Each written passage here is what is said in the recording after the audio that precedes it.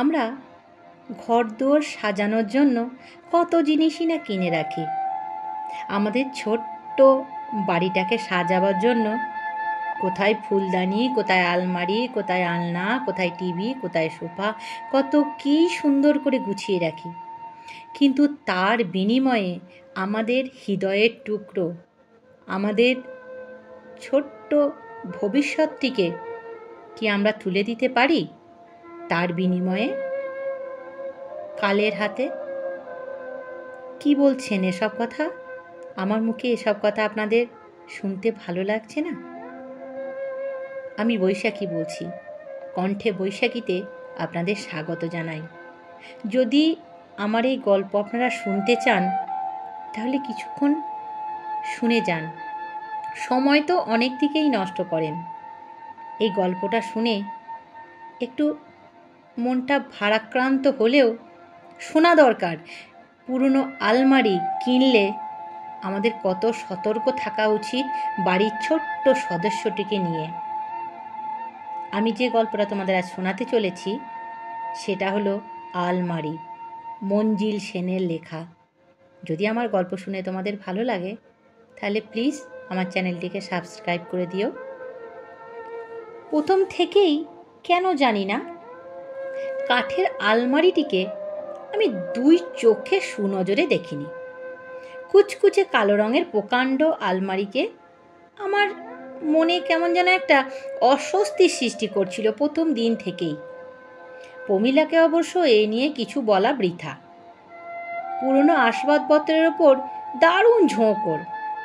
বিশেষ করে যদি কোনো বনেদি ঘরের হয় তবে তো কোনো কথাই নেই। খবরের কাগজে নিলামের পাতাটা আগাগোড়া পড়বে।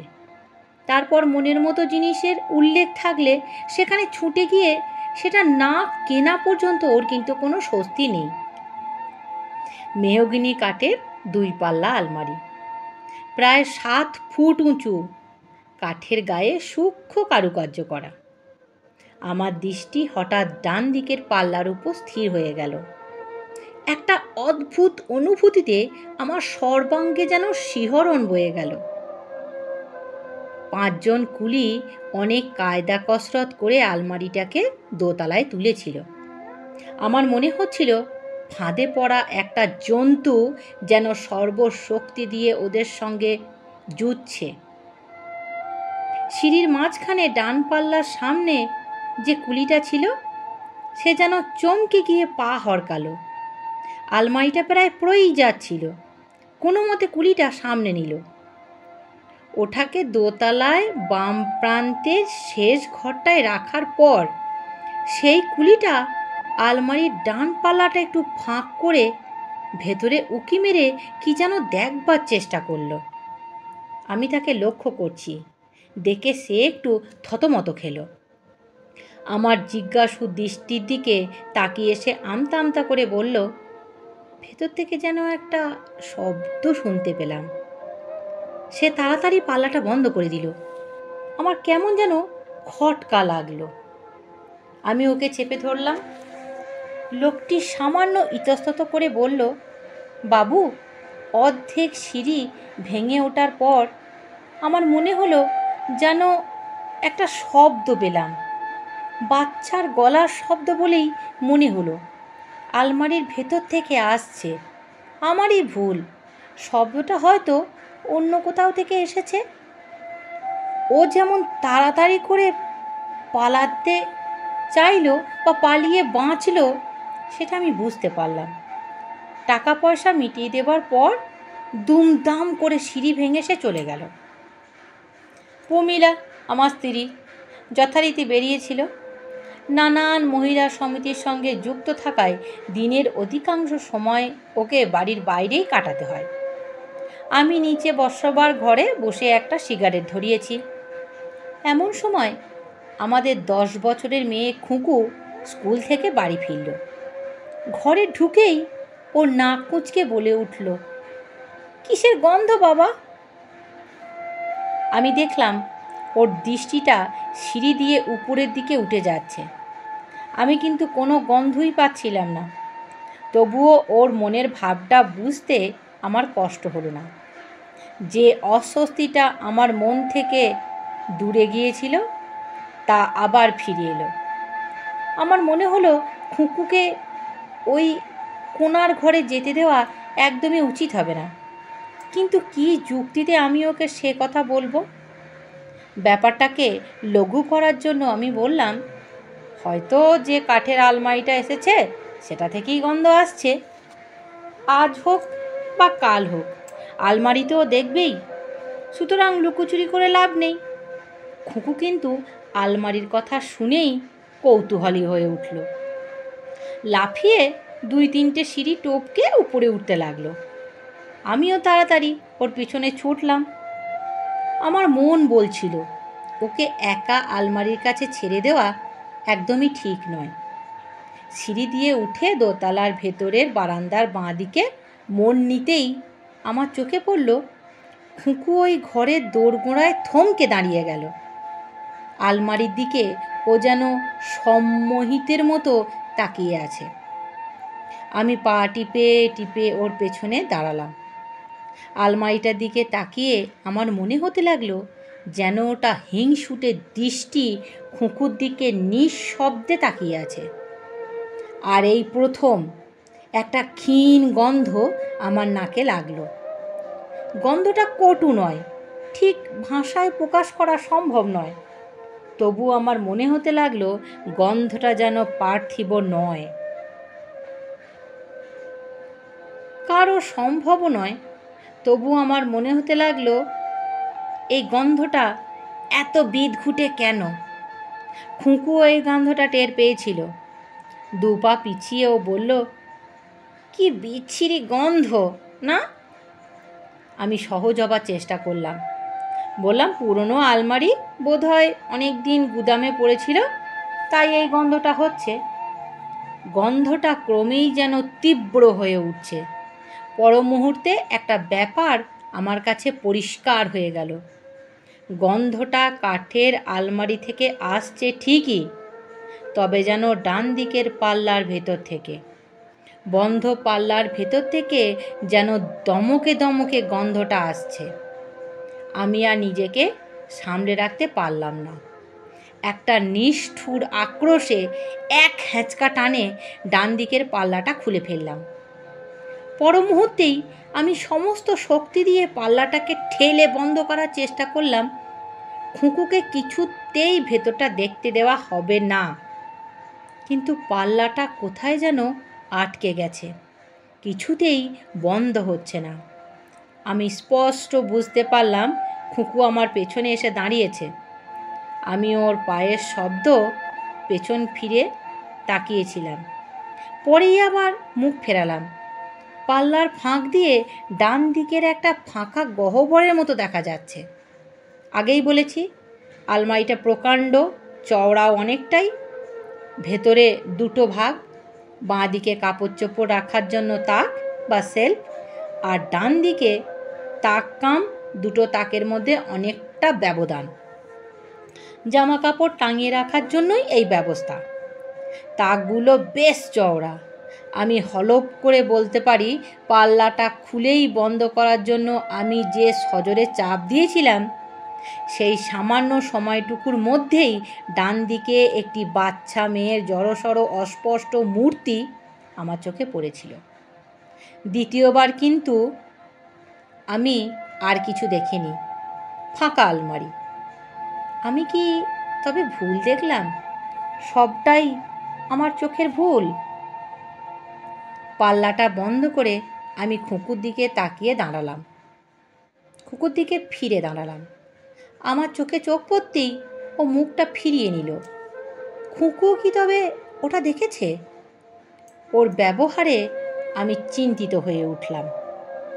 ও যদি ভয় পেয়ে ঘর থেকে দৌড়ে পালাতো, ঘটনাটার পরিপ্রেক্ষিতে সেটাই হতো স্বাভাবিক আচরণ। কিন্তু ও আমার কাছ থেকে যেন কিছু লুকোতে চাইছে, অথচ আমার উপরেই ওর টানটা বেশি। মাকে যা না বলে আমার কাছে ওর তা বলা চাই। এই নিয়ে আমার বাপ বেটিতে নিজেদের মধ্যে কত সময় কৌতুক করেছি। আমি প্রমীলার কাছে কিছু খুলে বললাম না। কী বা বলবো, এই আলমারি ঝেড়ে মুছে পরিষ্কার করতে লেগে গেল সে। কোনো রকম অস্বাভাবিক কিছু ওর চোখেই পড়ল না। খুকুও যেন একটু বেশি উৎসাহ নিয়েই মার কাজে সাহায্য করতে লাগলো। আলমারিটার ওপর ওর একটা তীব্র আকর্ষণ অনুভব করে আমি খুব অস্বস্তি বোধ করতে লাগলাম। প্রথম দিন যে বিচিত্র গন্ধটা আমি আর খুকু অনুভব করেছিলাম, পরে কিন্তু তার পাইনি। প্রমীলাও আলমারি পরিষ্কার করার পর আর ওটাতে হাতই দেয়নি। ওটাই কিন্তু ওর স্বভাব। একটা জিনিস নিয়ে 2 দিন মেতে উঠবে, তারপর আবার অন্য কিছু একটা জিনিস নিয়ে মাতবে। কয়েকটা দিন কেটে যাবার পর আবার মনে হতে লাগলো সমস্ত ব্যাপারটাই আমার কল্পনা। কিন্তু তবু খুকু একা একা ওই ঘরে থাকুক, এটা আমার কিন্তু মনোভূত হলো না। সপ্তাহখানেক পর আমি একদিন অফিস থেকে ফিরে টেবিলের উপর একটা চিরকুট পেলাম। প্রমীলা লিখেছে, নারী কল্যাণ সমিতির একটি জরুরি মিটিং, ওকে যেতে হয়েছে, ফিরতে রাত হবে। খুকু পাশের বাড়ি তার বন্ধু মনির সঙ্গে খেলা করতে গেছে। ওর কাছে বাইরের দরজার একটা চাবি আছে। খুকু পাশের বাড়িতে আছে মনে করে আমি জামা কাপড় ছেড়ে ড্রয়িং রুমে একটা বিলেতি জার্নাল নিয়ে বসলাম। ও যে একা একা বাড়িতে নেই, এই কথাটা ভেবে আমি বেশ নিশ্চিন্ত বোধ করছিলাম। হঠাৎ উপর থেকে টুকরো টুকরো কথা ভেসে আসতেই আমি কান খাড়া করলাম। 2 জন ছোট মেয়ের কণ্ঠস্বর। এতটুকু ভুল নেই, খুকু আর তার বন্ধুকে নিয়ে ওপরে খেলা করছে, কিন্তু ওর খেলার ঘর তো নিচে। আগে কখনো ওকে আমি বন্ধুদের নিয়ে উপরে যেতে বা খেলা করতে দেখিনি কখনো। ওরা কি করছে দেখবার জন্য আমি সিঁড়ি দিয়ে উঠতে লাগলাম। সিঁড়ির শেষ ধাপে পৌঁছাতেই ওদের তীক্ষ্ণ কণ্ঠস্বর আমি শুনতে পেলাম। 2 জনে যেন ঝগড়া করছে। পর মুহূর্তেই খুকু কোঁকিয়ে কেঁদে উঠল। আমি আর এক মুহূর্ত সময় নষ্ট না করে দৌড়ালাম। কান্নার শব্দটা আসছে সেই কোণার ঘরটা থেকে। এক ধাক্কায় ভেজানো দরজা খুলে ফেললাম। আমার চোখে পড়ল খুকু আলমারিটার সামনে হাঁটু গেড়ে বসে আছে। আরও 2 চোখে জল, ব্যথায় মুখটা নীল হয়ে গেছে। আমি ওকে তুলে ধরে বললাম, কি হয়েছে খুকু? আলমারিটা আসার পর থেকে আমাদের দুজনের মধ্যে যে একটা সংকোচ ও বাধার প্রাচীর হয়েছিল, ক্ষণিকের জন্য তা যেন দূর হয়ে গেল। ও আমার 2 হাতে ঝাঁপিয়ে পড়ে কাঁদতে কাঁদতে বলল, ও পাল্লা দিয়ে আমার আঙুল চেপে দিয়েছে। খুকুর ডান হাতের আঙুলগুলির ওপর একটা লাল দাগ আমার চোখে পড়ল। আমি আস্তে আস্তে ব্যথা পাওয়া জায়গাটায় আঙুল বুলোতে বুলোতে বললাম, কে চেপে দিয়েছে? রানু কথাটা বলেই ও থেমে গেল, যেন মুখ ফসকে কথাটা বেরিয়ে গেছে। নিশ্চিতভাবে আমার মুখের দিকে ও তাকালো। তারপর অনেকটা ভয়ে ভয়ে আলমারির ডান পাল্লার দিকে, যেন গোপন কথা ফাঁস করে মহা অপরাধ করে ফেলেছে। আমি এক ঝাপটায় পাল্লাটা খুলে ফেললাম। ভেতর ফাঁকা। রানুকে? আমি হালকাভাবে প্রশ্ন করলাম, কিন্তু স্পষ্ট বুঝতে পারলাম প্রাচীরটা আমার খাড়া দাঁড়িয়ে। খুকু উত্তর দিল না। কেউ না। প্রমীলাকে আমি কথায় কথায় বললাম, ও যখন বেরোবে খুকুকে যেন সঙ্গে নিয়ে যায়, একা একা ওর বাড়িতে থাকা উচিত নয়। প্রমীলা আমার কথা উড়িয়ে দিল। ও বলল, ওই সব সভা সমিতি খুকুর মোটেই ভালো লাগে না, বরং বাড়িতেই ও বেশি নিরিবিলিতে থাকবে। আমি একবার ভাবলাম প্রমীলাকে সব খুলে বলি, কিন্তু ভেবে দেখলাম ফল উল্টো হবে। ও মনে করবে আমার বিকৃত মস্তিষ্ক ঘটেছে, তাই নিরস্ত্র হলাম।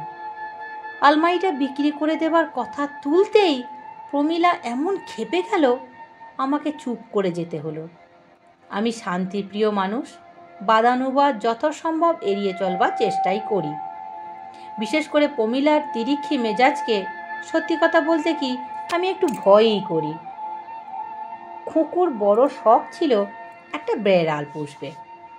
সেদিন অফিসে কথায় কথায় আমার এক সহকর্মী জানালেন তার পার্সিয়ান বেড়ালটার বাচ্চা হয়েছে, তিনি বিলিয়ে দেবেন। আমি রাতে খাবার টেবিলে কথাটা পারলাম।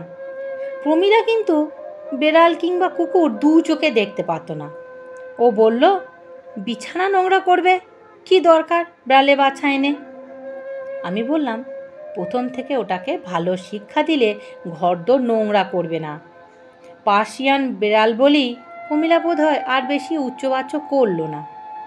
খুকু ততক্ষণ আমাদের কথা মন দিয়ে শুনছিল। ও হঠাৎ বলে উঠল, না না না না, বিড়ালের বাচ্চা আনতে হবে না। আমি একটু অবাক হয়ে বললাম, কিন্তু তুমি তো বিড়ালের বাচ্চার জন্য বায়না ধরেছিলে। ওর চোখে যেন জল এসে গেল। কোনো মতে নিজেকে সামলে বলল, তা সত্যি, কিন্তু রানু যে বিড়াল ভালোবাসে না। কথাটা বলেই ও যেন চুপসে গেল। ওর গাল দুটো লাল হয়ে উঠল। প্রমীলা একটু মুচকে হাসল। ছোট ছেলে মেয়েদের যে কাল্পনিক বন্ধু থাকে সেটাই যেন ওর দৃষ্টি দিয়ে আমাকে বোঝাতে চাইল। খুকু কোনো রকমে খাওয়া শেষ করে দোতলায় ওর ঘরে শোবার দিকে ছুটে চলে গেল। আমি মনস্থির করে ফেললাম, আলমারিটা যে ভদ্রলোক বিক্রি করেছিলেন তার নাম সঞ্জীব চৌধুরী। আমি একদিন ছুটির দিন বিকেলে তার সঙ্গে দেখা করতে গেলাম। আলমারির রহস্য আমাকে জানতেই হবে। ভদ্রলোক বাড়িতেই ছিলেন। আমি আমার পরিচয় দিয়ে তাকে বললাম, আমার স্ত্রী সম্প্রতি নিলামে তার কিছু আসবাবপত্রের মধ্যে একটা আলমারি কিনেছে। ভদ্রলোক আমাকে ভেতরে নিয়ে গিয়ে বসালেন। তারপর পরিহাসতরল কণ্ঠে বললেন, আশা করি আলমারিতে ঘুণ ধরেনি। আমি তাকে আশ্বস্ত করে বললাম যে না না না না, ওটা খুব ভালো অবস্থাতেই আছে। ভদ্রলোকের ভুরু দুটো যেন একটু ওপরের দিকে উঠল। তারপর তিনি গম্ভীর মুখে বললেন, সচরাচর আমরা যা চোখে দেখি তার চাইতেও বেশি কিছু। তারপর নিজে থেকেই তিনি বলতে লাগলেন, সত্যি কথা বলতে কি, আমিও ওটা পছন্দ করতাম না। আমার স্ত্রী তো ওটাকে আমাদের শোবার ঘরে রাখতেই দেয়নি। পরিবারের স্মৃতি হিসেবে ওটা এতদিন বাড়িতে রেখেছিলাম। স্ত্রীর মৃত্যুর পর আর ওটা রাখার ইচ্ছে ছিল না বলেই অকশনে দিয়ে দিয়েছি। আলমারিটা কি আপনাদের পরিবারের অনেক দিন ধরে আছে? প্রশ্ন করলাম আমি। আমি ঠিক বলতে পারবো না। ওটা আমার এক খুড়তুতো ভাইয়ের সম্পত্তি। তার মৃত্যুর কিছুদিন পর আসবাদের সঙ্গে ওটা আমার দখলে এলেন বললেন সঞ্জীব। আমি সুযোগ পেয়ে গেলাম, জিজ্ঞাসা করলাম, আচ্ছা আলমারিটার সঙ্গে কি কোনো কাহিনী জড়িয়ে আছে? ভদ্রলোক সঙ্গে সঙ্গে উত্তর দিলেন, না। চুপ করে কয়েক মুহূর্ত কি যেন ভাবলেন। তারপর বললেন, দেখুন, লুকোচুরি করে লাভ নেই। I shall rather be honest with you. শুনেছি বছর 50 কি ওরও কাছাকাছি কোনো সময় ওই আলমারির মধ্যে 10-12 বছরের একটি মেয়ের মৃতদেহ পাওয়া গিয়েছিল। 10-12 বছরের মেয়ে? আমি একটু উত্তেজিত হয়ে উঠলাম। আপনি কি মেয়েটির নাম জানেন? ভদ্রলোক আমায় প্রশ্ন শুনে একটি থতমত খেল। তারপর বললেন, শুনেছি মেয়েটির নাম রানু। আমি ধরেই নিয়েছিলাম যে এই মেয়েটার নাম আমি রানুই শুনব। তবু ভদ্রলোকের কথা শুনে আমার শিরদাঁড়া দিয়ে একটা হিম শিহরণ বয়ে গেল। ভদ্রলোক বলতে থাকেন, আমাদের পরিবারের ইতিহাস যতটুকু জানি, শুনেছি মেয়েটা নাকি তার বাবার বড় আদরের ছিল। ওকে বেশি বয়সের সন্তান ছিল কি না, তাই বাবার বড় আদুরে। তার উপর মেয়েটি যখন খুব ছোট তখনই ওর মা মারা যায়। তাই বাবা ওর স্নেহ ভালোবাসা উজাড় করে ঢেলে দিয়েছিলেন। আপনি বলছেন ওই মেয়েটির মৃতদেহই আলমারিতে পাওয়া গিয়েছিল?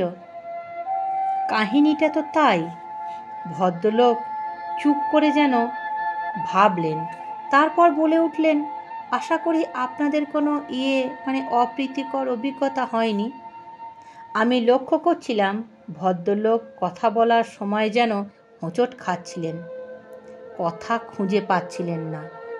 একটি বাচ্চা মেয়ের উদ্ভট কল্পনায় আমি প্রভাবান্বিত হয়েছি, এটা তাকে বলতে আমার কেমন যেন বাধো বাধো ঠেকল। তাই আমি বললাম, আমার স্ত্রী বলছিলেন আলমারির ভেতর থেকে একটি বাচ্চা মেয়ের গলা শুনতে পান। সর্বনাশ! ভদ্রলোক যেন আঁতকে উঠলেন। আলমারিটা পুড়িয়ে ফেলা উচিত, আমার স্ত্রীও ওই কথা বলতেন। কিন্তু আসল ঘটনা কি ঘটেছিল? আমি জিজ্ঞাসা করলাম। ভদ্রলোক শুরু করলেন।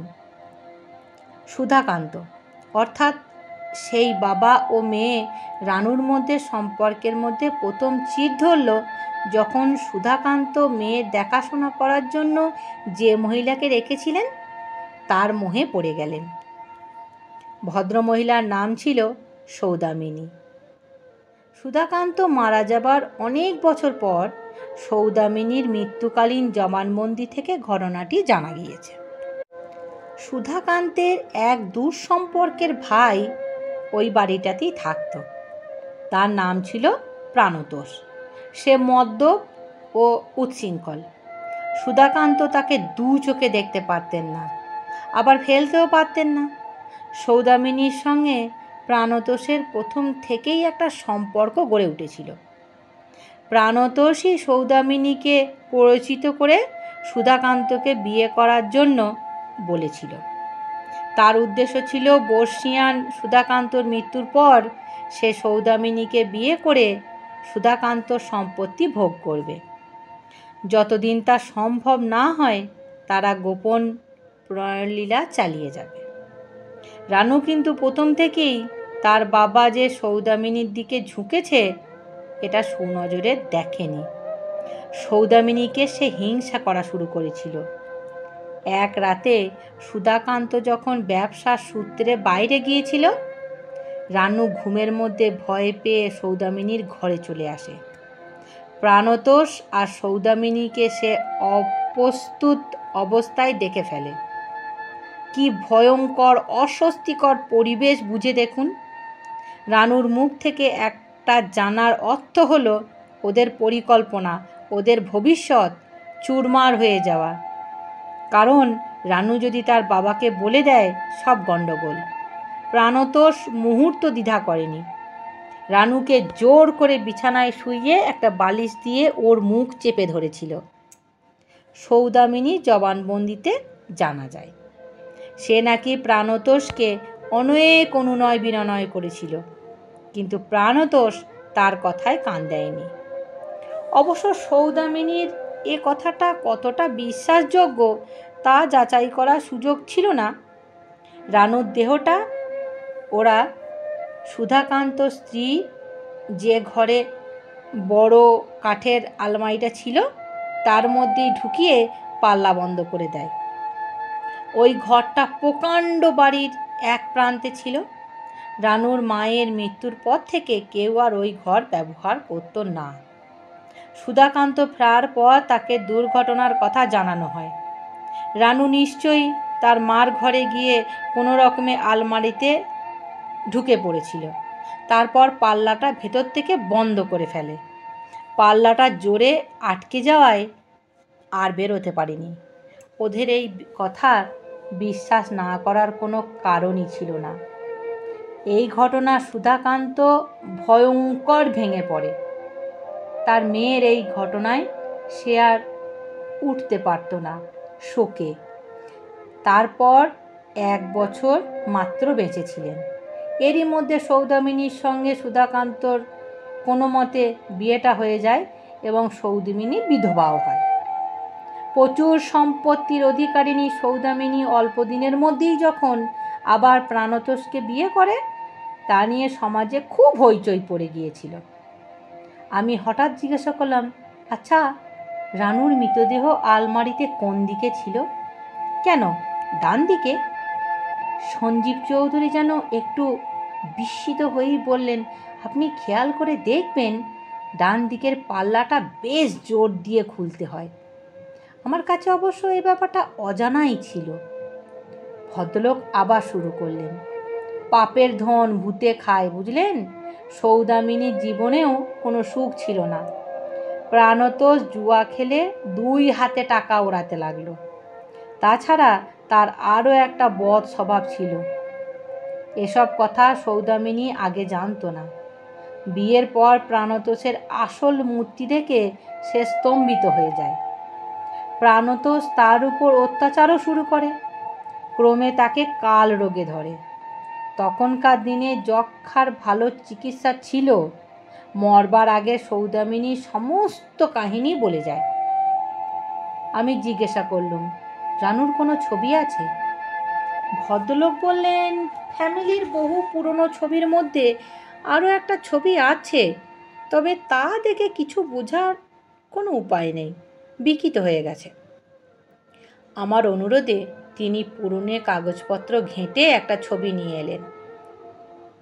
ছবিটা অস্পষ্ট, তবু আমার মনে হলো ফ্রক পরা 10-12 বছরের একটি মেয়ে। আর অস্পষ্ট হয়ে যাওয়া সত্ত্বেও ছবির চোখ দুটো যেন অস্বাভাবিক উজ্জ্বল। ভদ্রলোক আবার বলতে লাগলেন, রানু দেখতে খুব ফুটফুটে ছিল, কিন্তু তার স্বভাব নাকি মোটেই ভালো ছিল না। সৌদামিনীর টুকরো টুকরো কথা থেকে জানা যায় যে বাপের উপস্থিতিতে সে খুব ভালো মানুষ সেজে থাকতো। অন্য সময় তার মূর্তি ছিল একেবারে অন্যরকম। সৌদামিনীকে আঁচড়ে কামড়ে খামচে নাজেহাল করে ছাড়ত। তার প্রকৃতিও ছিল খুব নিষ্ঠুর। একবার নাকি একটা বেড়ালের বাচ্চাকে দোতলা থেকে ছুঁড়ে ফেলে দিয়েছিল। বেড়ালও একেবারেই দেখতে পারত না। বাবার কাছে মিথ্যা নালিশ করে লোকজনকে শাস্তি পাওয়ানো ওর একটা অভ্যাসে দাঁড়িয়ে গেছিল। সৌদামিনী ওর ভয়ে সব সময় জুজু হয়ে থাকত। বাবা ওকে ছাড়া আর কাউকে সুনজরে দেখবে এটা সে সহ্যই করতে পারত না। ভদ্রলোকের কথায় রানুর চরিত্রের নিষ্ঠুর এবং হিংসুটের দিকটা আমার কাছে স্পষ্ট হয়ে উঠল। আমি তাকে ধন্যবাদ জানিয়ে উঠে পড়লাম। বাড়ি ফেরার পথে আমি দৃঢ় সংকল্প করলাম, প্রমীলা যাই বলুক, আলমারিটাকে বাড়ি থেকে দূর করতেই হবে। ওটার প্রতি খুকুর তীব্র আকর্ষণ, আর মাঝে মাঝে রানুরও নাম উচ্চারণ করার মধ্যে আমি অশুভ ইঙ্গিত অনুভব না করে পারলাম না। আমি যখন বাড়ি ফিরলাম তখন বেশ রাত হয়ে গেছে। প্রমীলা আমার জন্য অপেক্ষা করছিল। দরজা খোলার সঙ্গে সঙ্গেই আমি জিজ্ঞাসা করলাম, খুকু কোথায়? প্রমীলা অবাক হয়ে আমার মুখের দিকে তাকালো, তারপর বলল, ঘুমোচ্ছে। রাত কটা হলো খেয়াল আছে? আমি হাত ঘড়ির দিকে তাকিয়ে চমকে উঠলাম। রাত 11:30। প্রমীলাকে যেন একটু চিন্তাগ্রস্ত মনে হলো। ও বলল, খুকু কি হয়েছে বলো তো? আজ সন্ধে থেকে ওর হাব ভাব কেন জানি আমার ভালো লাগেনি। বারবার রানুর কথা বলছিল। আমি কেমন স্তম্ভের মতো দাঁড়িয়ে রইলাম। একটা অজানা আশঙ্কা আমাকে যেন গ্রাস করে ফেলতে চাইল। প্রমীলা একটু থেমে আবার বলল, মনে হলো ও যেন খুব ভয় পেয়েছে। কি হয়েছে জিজ্ঞাসা করতেই ও আমাকে 2 হাতে আঁকড়ে ধরল, সেই ছোটবেলায় যেমন করতো। বলল, রানু নাকি ফিরে আসতে চায়। আমি আর অপেক্ষা করলাম না। আমার বুকের মধ্যে যেন হাঁপড় পড়ছে। ঢপাঢপ সিঁড়ি টপকে আমি ছুটলাম খুকুর শোবার ঘরের দিকে। প্রমীলাও যেন ভয় পেয়ে আমার পিছন পিছন ছুটল। খুকুর শোবার ঘরের দরজা খোলা, বিছানা খালি। অন্য প্রান্তে সেই ঘরটার দরজা কিন্তু ভেজানো। আমি ছুটে গিয়ে এক লাথি মেরে দরজাটা খুলে ফেললাম। তারপরেই আলমারির ডান পাল্লা ধরে টান মারলাম। পাল্লাটা শক্তভাবে এঁটে গেছে। সমস্ত শক্তি দিয়ে দ্বিতীয়বার টান মারতেই ওটা খুলে গেল। এবার আর আমার চোখের ভুল হয়নি। ডান দিকে 2 তাকের মাঝখানে ফাঁকে আলমারির গায়ে একটা দেহ হাঁটু মরা অবস্থায় যেন ঠেস দেওয়া রয়েছে। আমি ওকে কোলে তুলে নিলাম। প্রমীলা তাড়াতাড়ি ঘরের সব জানলা দরজা খুলে দিল। হঠাৎ নির্মল ঠান্ডা হাওয়া ঘরে ঢুকছে। ছোট মেয়েটি চোখ খুলল। প্রমীলা ওকে জড়িয়ে ধরে গালে গাল ঘষতে ঘষতে কান্না ভেজা গলায় বলতে লাগলো, সোনা আমার, মানিক আমার, ভগবান তোমাকে রক্ষা করেছেন। সেই ছোট্ট মেয়েটির উজ্জ্বল দুটি চোখ আমার দিকে এক দৃষ্টে তাকিয়ে আছে, যেন আমাকে যাচাই করার চেষ্টা করছে। আমি ভীষণ চমকে 2 পা পিছিয়ে এলাম। আমার বুঝতে এতটুকু দেরি হলো না, খুকুর চোখের দৃষ্টিটা খুকুর নয়। সঞ্জীব চৌধুরীর বাড়িতে রানুর যে ছবি আমি দেখেছিলাম, সেই উজ্জ্বল চোখ দুটি খুকুর চোখে এসে আশ্রয় নিয়েছে। খুকুকে ভুলিয়ে আলমারিতে ঢুকিয়ে রানুর অনেক দিনের বন্দি আত্মা ওর শরীরে ঢুকে পড়েছে। আর আমাদের প্রিয় খুকুর আত্মা এখন বোধ হয় রানুর বিদেহের মধ্যে গুমড়ে মরছে। কি ভয়ানক! খুকুর দেহটা আছে কিন্তু আত্মা নেই, মন সব রানুর। ও আর আমাদের মেয়ে নয়। খুকু তাড়াতাড়ি সেরে উঠতে লাগলো। প্রমীলার আনন্দ ধরে না, কিন্তু আসল ঘটনা শুধু আমিই জানি। অনেক সময় লক্ষ্য করেছি ধূর্ত চোখ দুটো আমাকেই দেখছে, যেন বিদ্রূপ করছে। আমি যে ওর একমাত্র শত্রু তা যেন ও বুঝে নিয়েছে। প্রমীলাই এবার আলমারিটা বিদেয় করার জন্য ব্যস্ত হয়ে পড়ল, আর বাদ সাধলাম আমি। আলমারিটার মধ্যে দিয়েই রানু খুকুকে ঠকিয়ে ও শরীরের ভর করেছে। হয়তো এটার মধ্যে দিয়েই আবার খুকুকে আমি ফিরে পাবো, এই ক্ষীণ আশা আমার ছিল। প্রমীলা বেরিয়ে গেলেই আমি চুপি চুপি ওপরে ওই ঘরে ঢুকলাম। তারপর আলমারির ডান দিকে পাল্লাটা খুলে খুকুর নাম ধরে বারবার ডাকতাম।